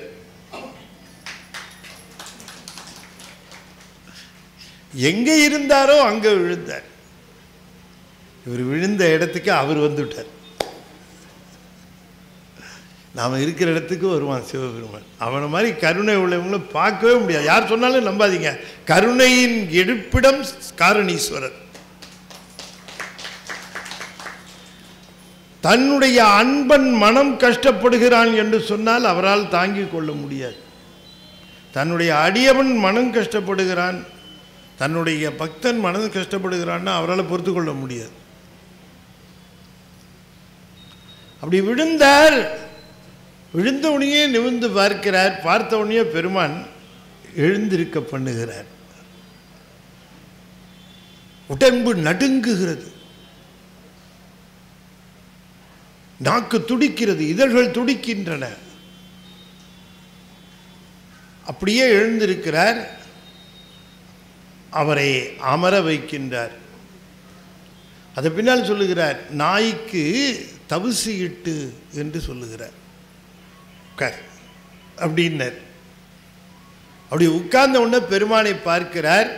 பார்த்த உடனேயே 7 வகை தீட்சைகளை நம்முடைய சைவம் பேசும். ஆனால் மணிவாசகர் சொல்லுகிற தீட்சைகளில் நயன தீட்சை என்ற திருக்கண் நோக்கம் செய்கின்றார். அந்த திருக்கண் நோக்கம் அது செய்கிறார். நாம் கூட இப்போ இங்கே கோயில்களுக்கெல்லாம் போகிறோம். கோயிலுக்கு போனால் ஒரு கிருத்திகைக்கு வடபழனியில் போனால் 2 கிலோமீட்டர் நிற்கிதுக்கு. 2 கிலோமீட்டர் க்யூவில் நின்றுக்கிட்டு அவ்வளோ தூரம் கஷ்டப்பட்டு வந்து சாமிக்கிட்ட வந்தவுடனே என்ன பண்ணுறோம்? 2 கண்ணையும் மூடிடுவோம். இதை க்யூவிலேயே பண்ணியிருக்கலாமே. சாமிக்கு முன்னாடி வந்து ஏன் கண்ணை மூடணும்? கண்களை மூடக்கூடாத இடம் திருக்கோயில். அதனால தான் அதுக்கு கண்மூடி பழக்கம்னு பேர் வச்சோம். கண்களை மூடக்கூடாது, திறந்து வச்சுட்டு மாலோன் மருகனை மன்றாடி மைந்தனை வானவர்க்கு மேலான தேவனை மெய்ஞான தெய்வத்தை மேதினியில் சேலார் வயற்பொழில் செங்கோடனை சென்று தொழ 4000 கண்படைத்திலனே அந்த நான்முகனே. ஏன்னா அவ்வளோ அழகாக இருப்பார். திருச்செங்கோட்டில் சாமி வந்து முருகர் வந்து அவ்வளோ அழகாக இருப்பார். அவர் வெள்ளை நவபாஷானம். பழனியில் இருக்கிறது கருமை, இது வெள்ளை நவபாஷம். அதில் என்ன ரொம்ப அழகுன்னா கையில் ஒரு சேவல் வச்சுருப்பார் சாமி. வேறு எங்கேயும் பார்க்க முடியாது. இதை பார்த்தோன்னா அவருக்கு அருணகிரிநாதருக்கு என்னையா இந்த கஞ்சப்பையா யார பிரம்மா. ஏன்னா கஞ்சம்னா தாமரைன்னு அர்த்தம். தாமரையில் இருக்கிறவரேன்னு தான் சொன்னார். நீங்கள் வேற ஏதாவது நினைச்சீங்களா? வெறும் ஒரு முகத்துக்கு 2 கண்ணை கொடுத்தா நான் எப்படி பார்ப்பேன் இந்த அழகை? 4000 கண்ணு வேணுமே. 4000 கண்ணு. இவருக்கு 4 தலை இருக்கா இல்லையா? ஒரு தலைக்கு 1000 கண்ணுன்னு எனக்கு கொடுத்து 4000 கண்ணு கொடுக்க வேண்டியது தானே அப்படின்னு சொல்லிட்டு அங்கே ஒரு நுட்பத்தை, ஒரு வார்த்தையை விட்டுட்டு தான் பாட்டை சொன்னேன். பாட்டு தெரிஞ்சவங்களுக்கு அது தெரிஞ்சிருக்கும். நான் ஒரு வார்த்தையை விட்டது. என்ன சொல்றார்? சேலார் வயற்பொழில் செங்கோடனை சென்று தொழ இல்லை, சென்று கண்டு தொழனாரு. சென்று தொழ போதுமே. ஆனால் அங்கே நடுவில் என்ன போட்டாரு? ஏன்னா அவனுக்கு தெரியும் சென்று தொடுவதற்கு முன்னாடி இவன் கண்ணை மூடிடுவான்ட்டு.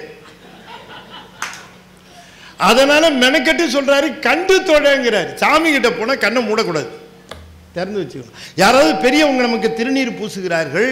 அப்படி திருநீர் பூசுகிற பொழுது அந்த திருநீர் அணிகிற பொழுது பூசுகின்றவருடைய விழிகளை நாம் நோக்கணும்.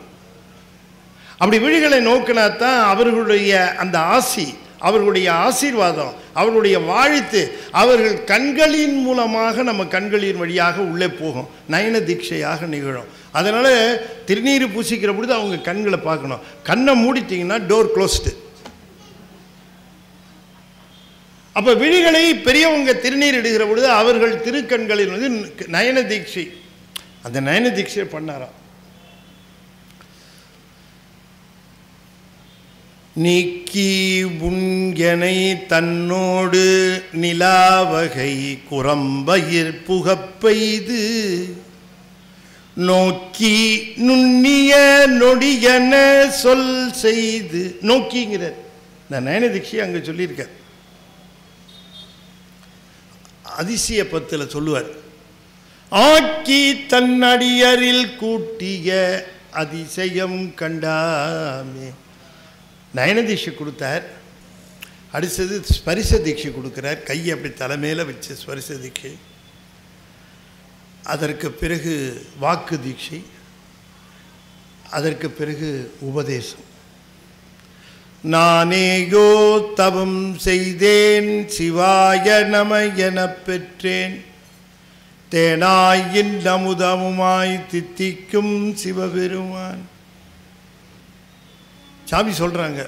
பல இடங்களில் பாடினதை எடுத்து தொகுத்து சொல்லுகிறேன் நான். நயன தீட்சை, ஸ்பரிச தீட்சை, வாக்கு தீட்சை, உபதேசம். இப்போ என்ன பண்ணார்? நிறைவா அவர் அப்படி கீழே உட்கார்ந்துருக்கார். 2 திருவடிகளையும் எடுத்து அவர் சிரசு மேலே வைத்தார். அதுதான் நிறைவு. தீட்சைகளில் மிக உயர்ந்தது திருவடி தீட்சை. இணையார் திருவடி என் தலை மேல் வைத்தலுமே துணையான சுற்றங்கள் அத்தனையும் துறந்தொழிந்தேன். 2 கால்களையும் சிவபெருமான் எடுத்து வாதவூரருடைய சிரசிலே சூட்டினார். எல்லாவற்றையும் மறந்து உள்ளம் பேரின்பம் பூண உடம்பெல்லாம் இன்பத்தேன் பாய ஆனந்த வெள்ளத்திலே மிதந்தார் வாதவூரர். அந்த இன்ப வெள்ளத்திலே அவர் மிதந்து பெருமானை கண்குளிர தரிசனம் காணுகிற பொழுது ஒரு அற்புத காட்சியை பார்க்கிறார். பெருமானோடு சுற்றி அடியார்கள். அவர்கள் எப்பொழுதும் சிவபெருமானை பிரியாமல் உடன் இருக்கின்ற அடியார்கள். அந்த அடியார்களை தரிசனம் செய்கின்றார். பெருமானையும் தரிசனம் செய்கின்றார். ஆனந்தம் ஏறிக்கொண்டே போகிறது. தடப்பெரும் களிற்றின் பெருமதத்தின்கிறார். அந்த ஆனந்தம் அதிகமாயிற்று.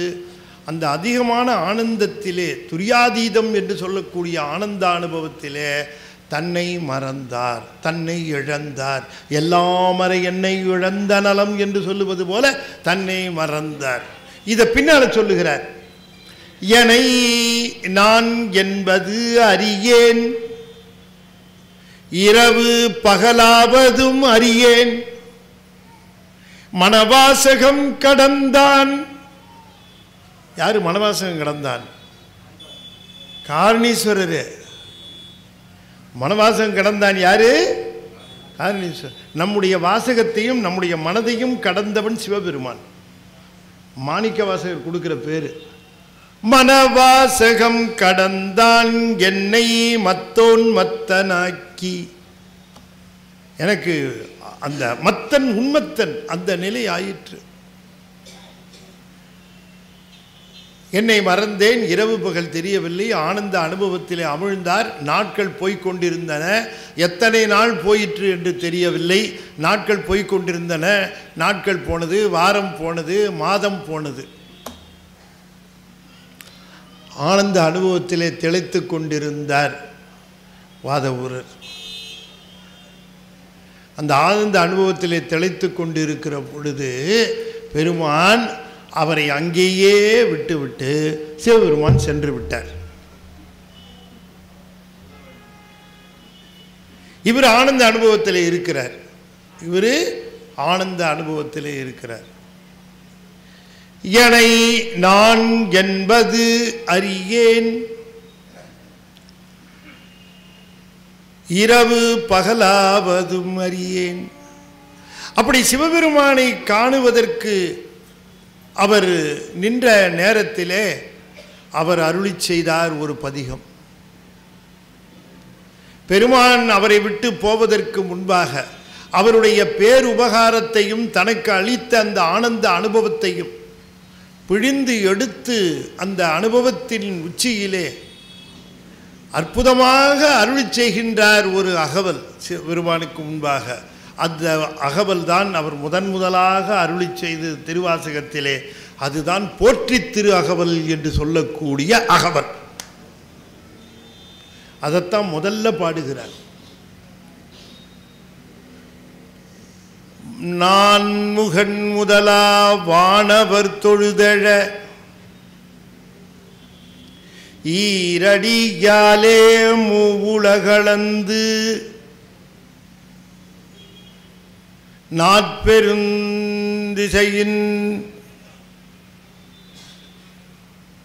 முனிவர், நாற்பெரும் திசை அவர்கள் ஞானத்திலே முதிர்ந்தவர்கள். ஐம்புலன் மலர போற்றிசை கதிர்முடி நெடுத்திருமால் அடிமுடி அறியும் ஆதரவதனில் கடுமுரங்கேணம் ஆகி ஏழ்தலம் உருவ இடந்து பின்கைத்து ஊழியும் காணா முதல்வன் சய சய என்று வழுத்தியும் காணா மலரடிகள் வழுத்துதற்கு எளிதாய் வார்கடல் உலகில் என்று போற்றி திருஅகவல் பாடுகிறார். சிவபெருமானுக்கு முன்பாக முதலிலே அவர் இருக்கிற பொழுது பாடி அருளியது போற்றி திரு அகவல். இந்த போற்றி திரு அகவல் என்பதிலே சொல்லப்பட்டிருக்கக்கூடிய செய்தி ஒன்னே ஒண்ணுதான், பெருமான் குருவாக வந்தார், அவ்வளவுதான். அது சொன்னதோடு மட்டுமல்லாமல் அந்த குருவாக வந்தவருக்கு போற்றி செய்துகிறேன் என்று பிற்பகுதியிலே சொல்லுகிறார். ஆகையினாலே நாமெல்லாம் எண்ணிக்கொண்டிருப்பது போல அவர் முதலில் அருளி செய்வது சிவபுராணம் அல்ல, போற்றி திரு அகவல் தான். ஏன் என்று சொன்னால் போற்றி திரு அகவலில் மட்டும்தான் அந்த குருவாக வந்ததை சொல்லி அவருக்கு நான் போற்றி செய்கிறேன் என்று வழிபாடை செய்கின்ற அந்த முறை அந்த போற்றி திரு அகவலிலே தான் இருக்கிறது. அப்படி செய்த பிறகு பெருமானுக்கு போற்றி சொன்ன பிறகு சொல்லுகிறார், பிழைப்பு வாய்ப்பு ஒன்று அறியானாயேன் குடைத்த சொல் மாலை கொண்டு அருள் போற்றி. அவருக்கு அதற்கு முன்னால பாடுறதுக்கு தெரியாது. ஆனால் பெருமானுக்கு இங்கே முன்னே வந்த உடனேயே அவருடைய அறுவகை தீட்சைகளையும் அவருக்கு கிடைத்த உடனேயே பாடுகின்ற திறம் வந்து விட்டு, அதுக்கு முன்னால் என்ன பாடினார் என்ன இருக்கின்றதுக்கெல்லாம் நமக்கு ஒன்றும் எந்த விதமான சான்றுகளும் இல்லை. அப்பொழுதுதான் முதலில் பாடுகிறார். ஆகையினாலே அவர் சொல்லுகிறார், என்னுடைய மாலை எப்படிப்பட்ட மாலை, குழைத்த சொல் மாலை, பிழைப்பு வாய்ப்பு ஒன்று அறியான் நாயேன் குழைத்த சொல் மாலை கொண்டு அருள் போற்றி. பெருமானே, உங்களுக்கு எப்படிப்பட்ட புலவர்கள் எப்படிப்பட்ட ஞானமுடையவர்கள் எல்லாம் உமக்கு துதிகள் செய்திருப்பார்கள், அந்த அளவுக்கு நான் இல்லை. இந்த வீட்டில் இந்த எஜமான் ஒரு நாய் வளர்ப்பார். இந்த நாய் என்ன பண்ணும், எஜமான் மேலே ரொம்ப அன்புடையதாக இருக்கும். அவர் எங்கே போனாலும் கூட போகும். அவர் போய் தோட்டத்தில் உட்கார்ந்தா கூடவே நிற்கும். அவர் பந்தை விட்டு எரிஞ்சா அது ஓடி போய் எடுத்து கொண்டு வந்து கொடுக்கும். இப்படி கூடவே இருக்கும். அவர் வச்சாதான் சாப்பிடும். அப்படி அன்பு அந்யோன்யமாக இருக்கும். இவர் என்ன பண்ணுவார், ஒரு வேலை விஷயமா வெளியூர் போயிட்டாருன்னு வச்சுங்க, இந்த நாய்க்கு சாப்பாடே இறங்காது, சாப்பிடாது, நாய் சாப்பிடாது. நான் மதுரைக்கு ஒருத்தர் வீட்டுக்கு போயிருந்தேன். எப்போவுமே மதுரைக்கு போனால் அவர் வீட்டுக்கு கூப்பிட்டு போயிடுவார். நம்ம வீட்டில் ஒரு தடவை சாப்பிடணும் நீங்கள் ஐயா. அவர் வீட்டில் ஒரு நாய் வச்சுருக்கார். அந்த நாய் அப்படி தான் அவர் சொல்லுவார், இந்த நாய் எப்படிப்பட்ட என் மேலே எவ்வளோ அன்புங்கிறீங்க ஐயா, நான் வச்சா தான் சாப்பிடுவான். நான் வெளியில் போயிட்டு வந்து இப்போ சாப்பாடு வச்சான்னா சாப்பிடுவான், யார் வச்சாலும் சாப்பிட மாட்டான். சமயத்தில் நான் வெளியூர் போயிடுவேன், 2-3 நாள் ஆகும், 2-3 நாள் சாப்பிட மாட்டான். ஆனால் வீட்டில் இருக்கவங்களாம் சாப்பிடுவாங்கன்னாரு.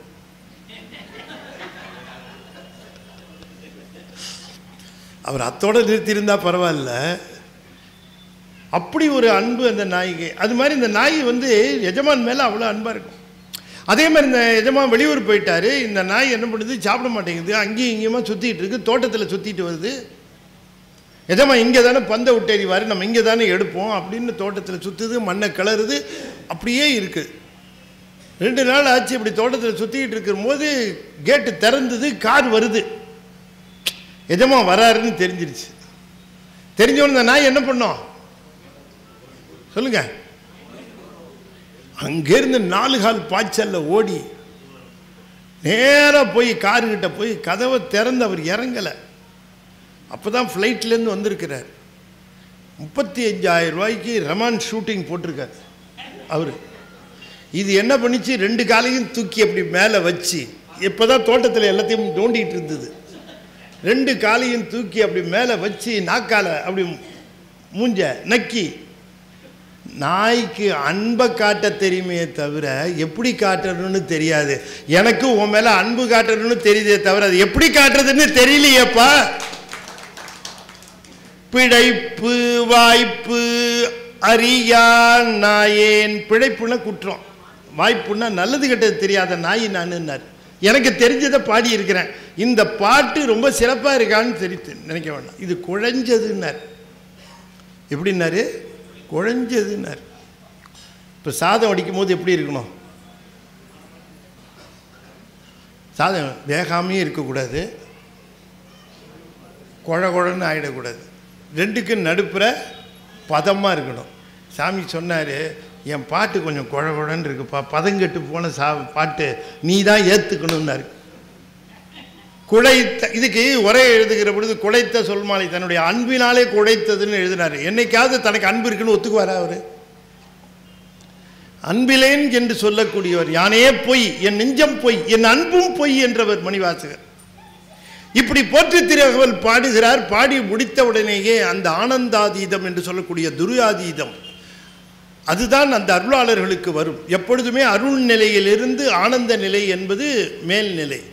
சுத்தத்திலே இருக்கிறவர்கள் அப்படி சக்கிரம், சொப்பனம், சுடுத்தி, துரியம், துரியாதீதம் என்று சொல்லக்கூடிய 5 நிலைகளிலே போய்கொண்டிருப்பார்கள். அப்படி இவர் எப்பொழுதும் சிவத்தையே தொட்டுக்கொண்டு இருந்த இவருக்கு அருள் நிலை வந்து ஆனந்த நிலை வந்தது. தன்னை மறந்தார். நான் என்னை மறந்தேன், இரவு பகலாவது அறியேன் என்று கிடந்தார். அந்த நேரத்திலே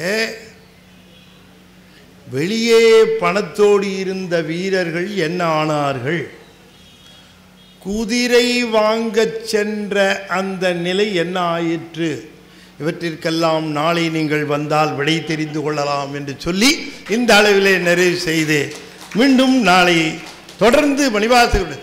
இந்த வரலாறு நீங்கள் எந்த புஸ்தகத்திலையும் படிக்க முடியாது.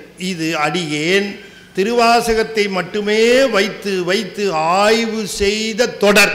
ஆகையினாலே தொடர்ந்து வந்து இந்த மணிவாசகருடைய வரலாற்றை வாக்கை உண்ணுக என்று சொல்லி இந்த அளவிலே நிறைவு செய்து இன்றைய தினம் இந்த நிகழ்வை மிகச்சிறப்பாக செய்து கொண்டிருக்கக்கூடிய மூர்த்தி செங்குந்தர் அறங்காவலர் குழு தலைவர் S. Thirugnanam Sengunthar, K. Loganathan Sengunthar, K. Gurunathan Sengunthar, S. Rajinikanth Sengunthar அறங்காவலர்கள் மற்றும் ரமணி செயல் அலுவலர் அத்தனை பேருக்கும், குறிப்பாக ஆலய உழவார தொண்டு சீர் திருக்கூட்டத்திற்கு கூடியிருக்கக்கூடிய அடியார் பெருமக்கள் அத்தனை பேருக்கும் என்னுடைய சென்னி சேர்த்த வணக்கங்களை தெரிவித்துக் கொண்டு, யார் ஒருவர் அடியாருடைய வரலாற்றை கேட்கிறார்களோ அவர்களுடைய வாழ்க்கையில் பெருமான் அள்ளி அள்ளி தருவான், அவருடைய துன்பங்களை போக்குவான், இது சத்தியம் என்று சொல்லி இப்பொழுது நிறைவு செய்யும் முகமாக 5 எழுத்தை 5 முறை ஓதுவேன். அன்பர்கள் தொடர்ந்து ஓத வேண்டும் என்று திருவடி பணிந்து வேண்டிக் கொள்கின்றேன். ஓ நமச்சிவாய. சத்தம் பத்தலையே, சாப்பிட போகணுமா? நல்லா இன்னும் கொஞ்சம் பலமாக கேட்கணுமே கைலாயத்துக்கு. நம்ம இதுதானே சந்தர்ப்பம். ஏன்னு கேட்டிங்கன்னா, இங்கே வீட்டில் சொல்கிறத விட நமச்சிவாயம் கோயிலில் வந்து சொன்னீங்கன்னா ஒரு தடவை சொன்னால் 100 தடவை சொன்ன மாதிரி.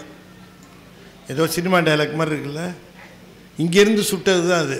என்ன, ஒரு தடவை சொன்னால் வீட்டில் சொன்னதுக்கு இங்கே 100 தடவை சொன்ன மாதிரி ஒரு தடவை சொன்ன. இதையே ஒரு 100 அடியார்களோடு சேர்ந்து சொன்னால் 100 பெருக்கல் 100 பெருக்கல் 5 50,000 தடவை சொன்ன மாதிரி. Don't miss. ஓம் நமச்சிவாய. ஓம் நமச்சிவாய. ஓம் நமச்சிவாய. ஓம் நமச்சிவாய. ஓம் நமச்சிவாய. திருச்சிற்றம்பலம். தென்னாடுடைய சிவனே போற்றி. வெற்றிவேல் முருகனுக்கு. திருச்சிற்றம்பலம். இந்த தகவல் உங்களுக்கு பிடிச்சிருந்தா லைக் பண்ணுங்க, உங்க ஃப்ரெண்ட்ஸுக்கு ஷேர் பண்ணுங்க, மறக்காம எங்க சேனலுக்கு சப்ஸ்கிரைப் பண்ணுங்க.